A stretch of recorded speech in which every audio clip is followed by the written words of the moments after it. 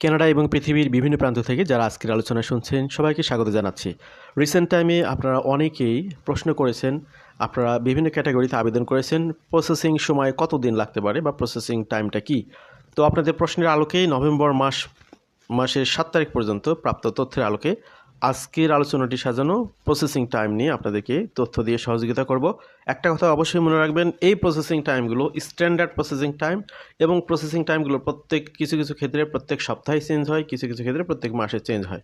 সুতরাং আজকে যে প্রসেসিং টাইমটা দেখতেছেন আপনি জাস্ট 15 দিন পরে সেটি হয় প্রসেসিং টাইম বেড়ে যাবে অথবা কমে যাবে কিছু। তো আপনাদেরকে আপডেট রাখার জন্যই মূলত আপনাদের অনুরোধের কারণে আমাদের আলোচনার অবতারণা। তো আশা করছি এখান থেকে আপনাদের ধারণাটা ক্লিয়ার হবে, কিন্তু অ্যাকচুয়াল ঘটনা যেটা ঘটার সেটা ইমিগ্রেশন অফিসারের হাতে। সেখান থেকে আমাদের পক্ষ থেকে কিছু করার নেই, জাস্ট আপনাদেরকে তথ্য দিয়ে সহযোগিতা করতে পারি। এবং এখানে যে প্রসেসিং টাইমটা দেখানো হবে, এই প্রসেসিং টাইম